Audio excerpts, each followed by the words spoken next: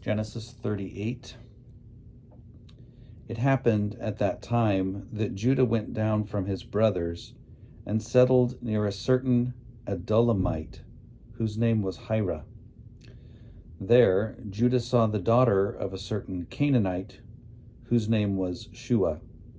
He married her and went in to her. She conceived and bore a son, and he named him Again she conceived and bore a son, whom she named Onan. Yet again she bore a son, and she named him Shelah. She was in Kezib when she bore him. Judah took a wife for his firstborn. Her name was Tamar. But Judah's firstborn, was wicked in the sight of the Lord, and the Lord put him to death.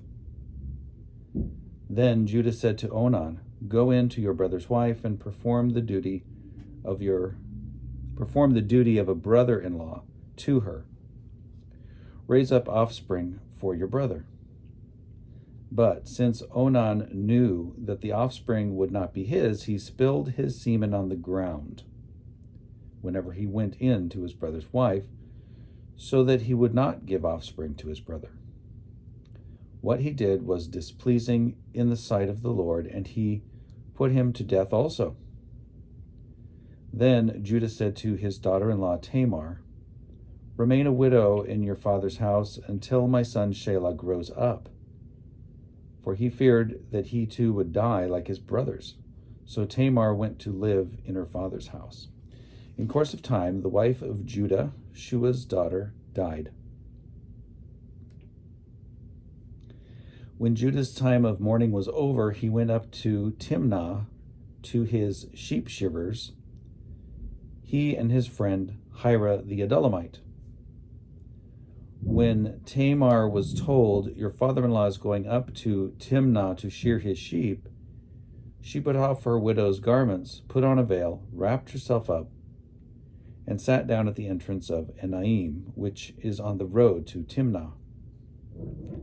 She saw that Shelah was grown up, yet she had not been given to him in marriage. When Judah saw her, he thought her to be a prostitute, for she had covered her face. He went over to her at the roadside and said, "Come, let me come in to you," for he did not know that she was his daughter-in-law. She said, "What will you give me that you may come in to me?" He answered, "I will send you a kid from the flock." And she said, "Only if you give me a pledge until you send it." He said, "What pledge shall I give you?" She replied, "Your signet and your cord and the staff that is in your hand." So he gave them to her and went in to her, and she conceived by him. Then she got up and went away, and taking off her veil, she put on the garments of her widowhood. When Judah sent the kid by his friend the Adullamite to recover the pledge from the woman, he could not find her. He asked the townspeople, "Where is the prostitute who was at Enaim by the wayside?" But they said, "No prostitute has been here." So he returned to Judah and said, "I have not found her." Moreover, the townspeople said, "No prostitute has been here." Judah replied, "Let her keep the things as her own, otherwise we will be laughed at. You see, I sent this kid, and you could not find her." About 3 months later, Judah was told, "Your daughter-in-law Tamar has prostituted herself. Moreover, she is pregnant as a result of prostitution." And Judah said, "Bring her out and let her be burned."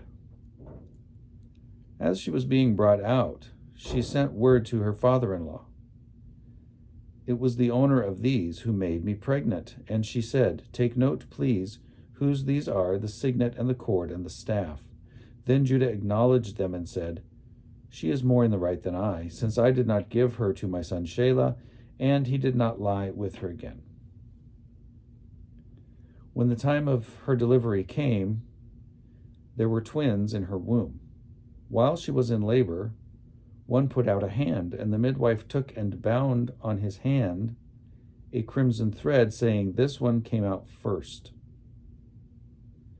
But just then he drew back his hand, and out came his brother, and she said, "What a breach you have made for yourself."